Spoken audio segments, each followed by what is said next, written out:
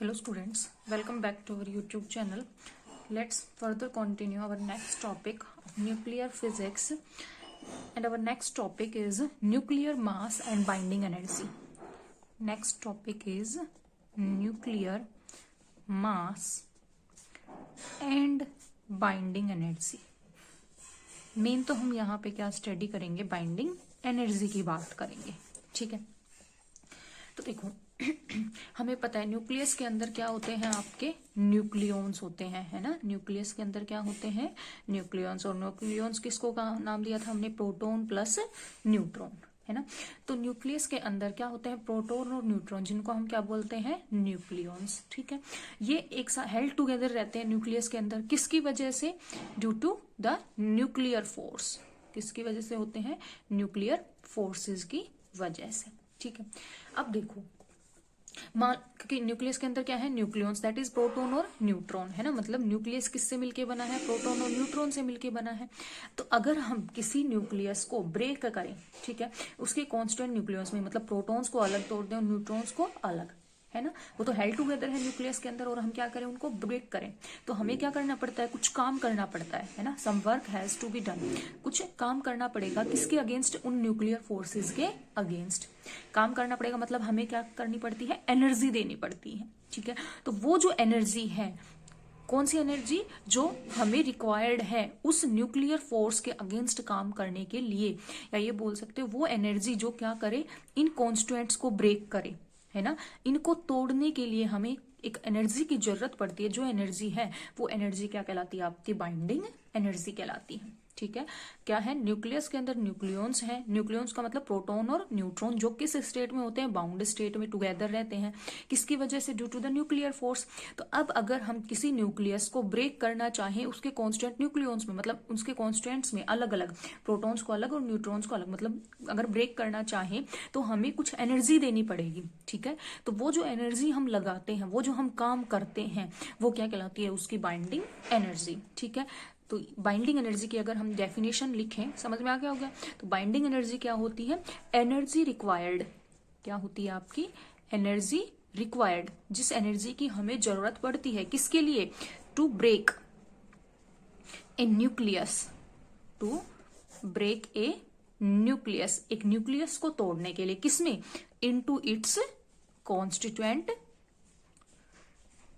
Nucleons, है ना। किसी भी न्यूक्लियस को उसके उसके कॉन्स्टिट्यूएंट्स में तोड़ने के लिए जिस एनर्जी की रिक्वायरमेंट होती है, उस एनर्जी को हम क्या कहते हैं, आपकी न्यूक्लियॉन्स, उस एनर्जी को हम क्या कहते हैं, आपकी बाइंडिंग एनर्जी, ठीक है। तो देखो ये पाया जाता है कि जो आपका न्यूक्लियस है ना, ठीक है, वो हमेशा, जो आपका, हम क्या कहते हैं कि जो मास है ना, किसका, न्यूक्लियस का। ये देखो मान लो ये मैंने एक न्यूक्लियस बनाया, ठीक है, ये एक एटम बनाया, ये क्या है, उसका न्यूक्लियस। तो ये पाया जाता है जो मास है ना, किसका, इस न्यूक्लियस का, न्यूक्लियस का मास, मतलब टोटल मास की बात कर रहे हैं, ठीक है। प्रोटॉन और न्यूट्रॉन, इसके जो कॉन्स्टेंट है, जब वो किसमें है, बाउंड स्टेट में, तब, ठीक है। तो जो मास है ना न्यूक्लियस का, वो हमेशा कम होता है, वो ऑलवेज क्या होता है आपका, लेस देन, वो हमेशा कम होता है किसके, मास ऑफ इट्स कॉन्स्टिट्यूएंट्स। मतलब अलग अलग मास को मेजर करें, ठीक है। जैसे मान लो इसके अंदर दो प्रोटॉन, ये न्यूक्लियस है जिसके अंदर दो प्रोटॉन है और दो क्या है, न्यूट्रॉन है, ठीक है। तो इसका जो टोटल मास है, टोटल मास मतलब चारों का, दोनों प्रोटॉन और दोनों न्यूट्रॉन्स का, तो तब तो वो क्या है, मास ऑफ न्यूक्लियस, ठीक है। और हम क्या करें, अलग अलग करें, प्रोटॉन का मास अलग निकालें, न्यूट्रॉन का मास अलग निकालें, और फिर दोनों को ऐड करें, तो ये पाया गया ये मास ज्यादा होता है और ये मास कम होता है, ठीक है। हमेशा जो मास है न्यूक्लियस का, वो हमेशा क्या पाया जाता है, कम पाया जाता है, किससे, उसके कांस्टेंट पार्टिकल से। या आप ये कह सकते हो बाउंड स्टेट में मास कम होता है न्यूक्लियस का, है ना। मतलब जो बाउंड स्टेट है, जब उसके कांस्टेंट बाउंड स्टेट में है तो मास कम है, और जब अलग अलग मास निकाल के और उनको ऐड करते हैं तो वो मास क्या पाया जाता है, ज्यादा पाया जाता है, ठीक है। ऐसा क्यों है, देखो, क्यों इसका रीजन क्या है, इसका रीजन ये है, इसका मतलब ये हो गया कि जब आपके न्यूक्लियॉन्स, ये न्यूक्लियॉन्स क्या है, अभी फ्री स्टेट में है, तो जब हम इन न्यूक्लियॉन्स को किस में करते हैं, बाउंड स्टेट में लाते हैं, क्योंकि न्यूक्लियस में तो वो किस स्टेट में होते हैं, बाउंड स्टेट में, ठीक है। यहाँ क्या है, वो फ्री। तो जब हम इन न्यूक्लियॉन्स को किस स्टेट में लाते हैं, जब हम इन न्यूक्लियॉन्स को आपके बाउंड स्टेट में लाते हैं, ठीक है, नजदीक लाते हैं, किस लिए, न्यूक्लियस बनाने के लिए, तो कुछ मास, सर्टेन अमाउंट ऑफ मास आपका डिसअपियर हो जाता है। क्या हो जाता है, कुछ मास आपका डिसअपियर हो जाता है, ठीक है। तो ये जो डिफरेंस हुआ ना, किस किस का difference, some of the masses of the nucleons, अलग अलग मासेस जो इसको कॉन्स्टिट्यूट कर रहे हैं, और जो एक्चुअल मास है न्यूक्लियस का, ये जो डिफरेंस है इसको हम क्या बोलते हैं, इन मास का डिफरेंस को हम क्या बोलते हैं, डिसअपियरिंग मास। मतलब कुछ मास क्या हो गया, डिसअपियर हो गया, जब हमने इन न्यूक्लियस जो फ्री स्टेट में थे उनको बाउंड किया, किसमें, न्यूक्लियस में, क्योंकि न्यूक्लियस के अंदर तो वो बाउंड स्टेट में है। तो यहाँ पे मास ज्यादा था, यहाँ पे मास कम हो गया, तो इसका मतलब इसके बीच में कुछ मास क्या हो गया, आपका डिसअपियर हो गया, जिसको हम क्या बोलते हैं, डिसअपियरिंग मास, और उसको रिप्रेजेंट करते हैं डेल्टा एम से, ठीक है। आगे बात समझ में, किसका मास ज्यादा होता है, इनका, जब वो अलग अलग है, फ्री स्टेट में है, और जब वो न्यूक्लियस के अंदर बाउंड स्टेट में है तो उनका मास क्या पाया जाता है, कम पाया जाता है। ये जो मास का डिफरेंस है इसको हम क्या बोलते हैं, डिसअपियरिंग मास। क्या बोलते हैं इसको हम, डिसअपियरिंग मास बोलते हैं, ठीक है। आ गई बात समझ में, ठीक है। किससे रिप्रेजेंट करते हैं, डेल्टा एम से। तो एक्चुअल में यही वो डिसअपियरिंग मास है जो किस में कन्वर्ट हो जाता है, एनर्जी में। ये जो मास है ना, यही मास आपका कन्वर्ट हो जाता है किसमें, एनर्जी में। कौन सी एनर्जी में, जिसको हम बोल रहे हैं बाइंडिंग एनर्जी, जिसको हम क्या बोल रहे हैं, बाइंडिंग एनर्जी का नाम दे रहे हैं, ठीक है। तो दूसरी अगर डेफिनेशन, तो बाइंडिंग एनर्जी को हम क्या कह सकते हैं, वो एनर्जी जो किसके बराबर होती है, इक्विवेलेंट होती है आपकी डिसअपियरिंग मास के बराबर, ठीक है। तो मेन चीज यही समझने की थी इसमें कि बाइंडिंग एनर्जी, सबसे पहले अगर डेफिनेशन दो तो वो एनर्जी है जो क्या करें, हम किसी भी जो न्यूक्लियस है उसको उसके कांस्टेंट न्यूक्लियॉन्स में अलग अलग ब्रेक करना चाहे तो वो एनर्जी क्या है, आपकी बाइंडिंग एनर्जी। अब देखो क्या कहा, क्योंकि न्यूक्लियस के अंदर क्या होते हैं, न्यूक्लियॉन्स जो बाउंड स्टेट में होते हैं, ठीक है, किसकी वजह से, न्यूक्लियर फोर्सेज की वजह से।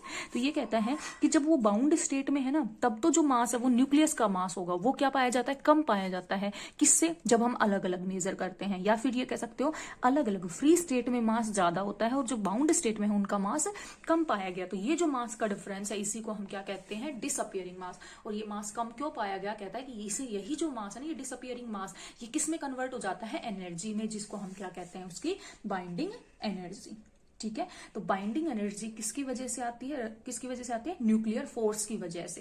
क्योंकि हमें उस न्यूक्लियस के अंदर जब वो किसमें है, बाउंड स्टेट में है, तो फोर्स लग रहे हैं, न्यूक्लियर फोर्स, उन फोर्सेस को हटाने के लिए हमें क्या करनी पड़ती है, एनर्जी देते हैं, ठीक है। और वो एनर्जी क्या कहलाती है, उसकी बाइंडिंग एनर्जी, न्यूक्लियंस की। तो जनरली हम क्या निकालते हैं, बाइंडिंग एनर्जी पर न्यूक्लियन निकालते हैं, जिसको हम एवरेज बाइंडिंग एनर्जी भी बोल देते हैं, ठीक है। ये तो थी डेफिनेशन की बात कि बाइंडिंग एनर्जी होती क्या है, दो डेफिनेशन, एक ये और एक आपके डिसअपियरिंग मास की फॉर्म में। अब अगर हमें एक्सप्रेशन निकालना पड़े, किसका, एक्सप्रेशन फॉर बाइंडिंग एनर्जी, ठीक है, हम बाइंडिंग एनर्जी के लिए एक्सप्रेशन निकालते हैं। देखो बहुत इजी है, मान लेते हैं हमने कोई एक न्यूक्लियस लिया, ZXA, यही है, ये क्या होता है, Z इसका एटॉमिक नंबर होता है, आपको पता है, ठीक है। A क्या होता है, उसका मास नंबर होता है, ठीक है। अगर हम बात करें तो ये Z क्या बताते हैं, प्रोटॉन न्यूट्रॉन हाइपोथेसिस पढ़ा था हमने, ये क्या है, आपके नंबर ऑफ प्रोटॉन्स है, ठीक है। अगर ये नंबर ऑफ प्रोटॉन है तो A माइनस Z क्या होते हैं, आपके नंबर ऑफ न्यूट्रॉन्स होते हैं, ठीक है।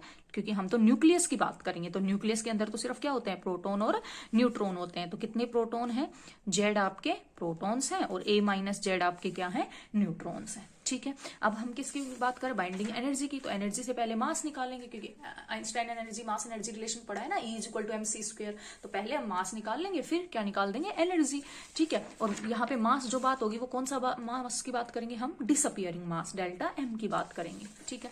तो न्यूक्लियस की बात कर रहे हैं, तो न्यूक्लियस के अंदर क्या है, प्रोटॉन और न्यूट्रॉन है ना। तो हम केवल इलेक्ट्रॉन की तो बात ही नहीं करेंगे, सिर्फ यहाँ पे प्रोटॉन और न्यूट्रॉन की बात करेंगे। तो अगर हम माने, इफ क्या मान लेते हैं, MP एंड M आपका N क्या है, मासेज ऑफ प्रोटॉन और न्यूट्रॉन, ठीक है। एक मास, एक प्रोटॉन का और न्यूट्रॉन का मास क्या है, mp और mn। ठीक है, तो देखो डेल्टा m हमें तो डिसअपियरिंग मास निकालना है। अभी अभी बताया डिसअपियरिंग मास क्या होगा, जो डिफरेंस, और डिफरेंस ज्यादा किसका होता है, अलग अलग का ज्यादा होता है, उसमें से किसका माइनस करेंगे, टोटल न्यूक्लियस का मास। ठीक है, तो कैपिटल mn क्या मान लेते हैं, न्यूक्लियस का मास है। किसका मास है, न्यूक्लियस का मास। जब वो किस में है, जब उसके अंदर जो न्यूक्लियॉन्स है वो किस स्टेट में है, बाउंड स्टेट में। ठीक है, तो पहले अलग अलग का मास, उसमें से इसको माइनस करेंगे। तो अलग अलग का मास कैसे होगा, एक प्रोटॉन का मास mp, प्रोटॉन कितने हैं, z, तो ये तो हो गए सभी प्रोटॉन्स का मास। फिर प्लस अब किसका, न्यूट्रॉन, न्यूट्रॉन कितने हैं, a माइनस जेड, और न्यूट्रॉन का मास कितना है, mn। तो ये मास किसका हो गया, जब वो किस में है, प्रोटॉन का, ये प्रोटॉन का मास, और ये न्यूट्रॉन का मास जब वो किस स्टेट में है, फ्री स्टेट में है। इसमें से क्या माइनस करना है, हमें माइनस करना है न्यूक्लियस का मास, जब वो किस में है, बाउंड स्टेट में है, ZXA, इस स्टेट में।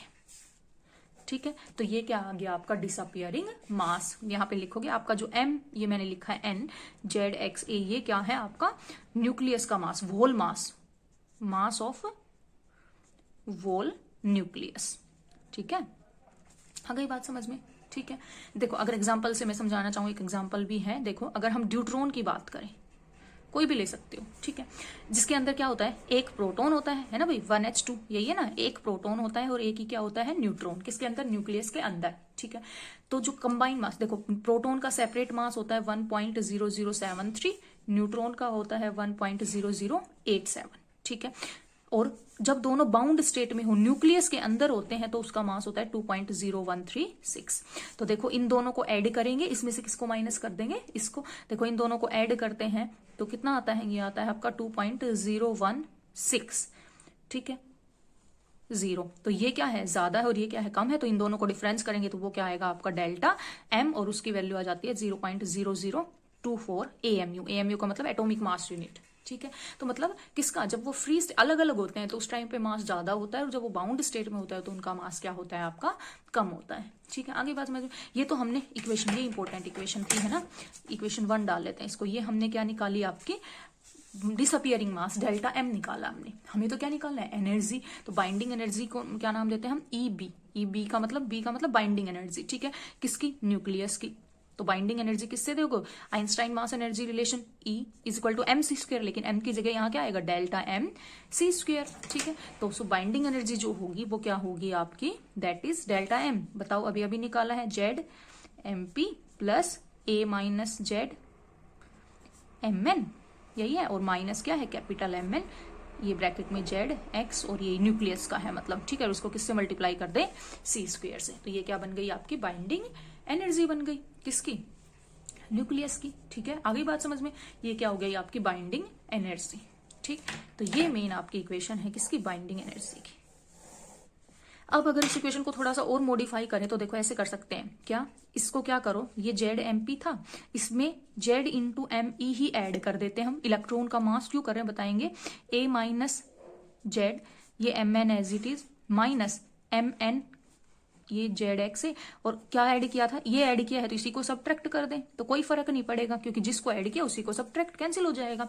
ये हमने क्यों किया, देखो यहां से Z कॉमन, तो ये क्या हो गया, mass of proton plus mass of electron. ठीक है, प्लस A माइनस Z आपका मास of neutron, minus capital MN। ठीक है, और माइनस Z, यहां से भी माइनस कॉमन ले ले तो ये क्या हो जाएगा, प्लस ZME।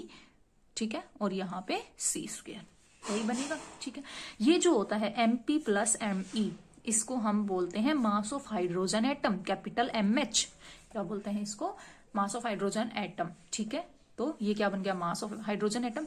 और ये देखो ये क्या होता है, ये तो न्यूक्लियस का मास है, और इसके अंदर किसका मास और जुड़ गया, इलेक्ट्रॉन का मास। तो ये कंप्लीट एटॉमिक मास हो गया, एटम का मास। किसका मास हो गया ये, क्योंकि एटम के अंदर इलेक्ट्रॉन, प्रोटॉन और न्यूट्रॉन होते हैं, है ना। ये तो है किसका, बाउंड स्टेट न्यूक्लियस का। बचे कौन, इलेक्ट्रॉन। इलेक्ट्रॉन का और क्या ऐड कर दिया तो वो क्या बन गया, उसका एटॉमिक मास बन गया। ठीक है, एटॉमिक मास बन गया ना। तो देखो अब इक्वेशन क्या हो जाएगी, मतलब ये बाइंडिंग एनर्जी, ये किसकी टर्म में था, एनर्जी की टर्म में। अब हम बाइंडिंग एनर्जी को किसकी टर्म में लिख रहे हैं, इन टर्म्स ऑफ एटॉमिक मास। अब किसकी फॉर्म में लिख देंगे, एटॉमिक मास की फॉर्म में, क्योंकि ये क्या बन गया, एटॉमिक मास बन गया। ठीक है, तो ये क्या बन गई, देखो Z, ये क्या बन जाता है, mass of hydrogen atom, that is MH, plus A minus Z mass of neutron minus capital M, इसको लिखते हैं कैपिटल एम सिर्फ, वो तो एम एन था ना वहां पे, इसको सिर्फ कैपिटल एम, तो ये कैपिटल एम जो है आपका ये क्या है एटॉमिक मास, ठीक है, और इंटू सी स्क्वायर, ठीक है।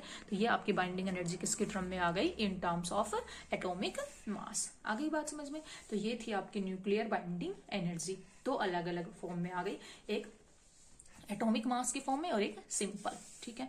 आ गई बात समझ में। तो मेन जो कॉन्सेप्ट था वो यही है, मेन आपको बस डेल्टा एम निकालना आना चाहिए। वो कैसे कि फ्री स्टेट में मास ज्यादा होता है और बाउंड में कम, तो फ्री वाले में से उसको माइनस कर देंगे न्यूक्लियस वाला। फ्री वाले का कैसे निकालेंगे कि भाई कितने प्रोटॉन है, ठीक है, और उसको एक प्रोटॉन के मास से मल्टीप्लाई, कितने न्यूट्रॉन है उसके एक न्यूट्रियन के मास से मल्टीप्लाई, माइनस कर दिया न्यूक्लियस का जब वो केस में है बाउंड स्टेट में। तो ये क्या आ गया डेल्टा एम। हमें तो एनर्जी निकालनी है तो हम क्या निकालेंगे, यूज करेंगे आइंस्टाइन एनर्जी मास रिलेशन। तो यहां से हमारी क्या आ जाएगी एनर्जी। फिर हमने क्या किया, जेड एम ई एड कर दिया, वही सब्ट्रैक्ट कर दिया, कोई फर्क नहीं पड़ा। क्यों, क्योंकि उसको एटॉमिक मास में कन्वर्ट करना था। भाई ये तो था न्यूक्लियस का मास और इसमें इलेक्ट्रॉन का मास और ऐड हो गया, तो वो क्या हो गया पूरे एटम का मास हो गया, ठीक है, क्योंकि एटम के अंदर इलेक्ट्रॉन प्रोटॉन और न्यूट्रॉन तो होते हैं, उसका मास को क्या नाम दे देंगे एटॉमिक मास। तो अब ये वाली जो इक्वेशन हो गई आपकी किसके फॉर्म में हो गई, इन टर्म्स ऑफ एटॉमिक मास हो गई, ठीक है। लेकिन मैंने कहा था हम बाइंडिंग एनर्जी की बजाय क्या पढ़ते हैं, बाइंडिंग एनर्जी पर न्यूक्लियन पढ़ते हैं। क्या पढ़ते हैं, पर न्यूक्लियन, है ना। पर न्यूक्लियन का मतलब उसको न्यूक्लियन कितने हैं उससे डिवाइड कर दो। न्यूक्लियन हम पहले पढ़ चुके, न्यूक्लियन किसके बराबर होते हैं, आपके मास नंबर के बराबर। न्यूक्लियंस जो होते हैं वो किसके बराबर होते हैं, मास नंबर, क्योंकि मास नंबर के अंदर क्या होता है प्रोटॉन और न्यूट्रॉन का मास, ठीक है। तो मतलब क्या करो, इस इक्वेशन को भी ए से डिवाइड कर दो और इस इक्वेशन को भी सिर्फ किससे डिवाइड कर दो, ए से। वो क्या हो जाएगी आपकी binding energy per nucleon, that is EB by A, ठीक है। तो बाइंडिंग एनर्जी अगर हम पर न्यूक्लियन की बात करें तो सिर्फ क्या कर दो, इसको 1/a कर दो बस, और कोई फर्क नहीं। बाकी as it is a minus Z, पहली वाली इक्वेशन लिख रही हूँ पहले में, ठीक है, minus capital MN Z X A और ये सी स्क्वायर। ये कंफ्यूज मत होना, देखो ये MN न्यूक्लियस का मास है, ये कैपिटल M क्या है आपका एटॉमिक मास है, ठीक है। ये क्या है हमारा एटॉमिक मास, ठीक है ना। तो ये क्या आ गई आपकी बाइंडिंग एनर्जी, और ये बाइंडिंग एनर्जी पर न्यूक्लियन सिर्फ ए से डिवाइड, मास नंबर से डिवाइड कर दिया, तो वो क्या हो गई उसकी बाइंडिंग एनर्जी पर न्यूक्लियन हो गई, ठीक है। तो ये था आपका बाइंडिंग एनर्जी का कॉन्सेप्ट, ठीक है। कोई भी प्रॉब्लम हो तो आप कमेंट कर सकते हो, ठीक है ना।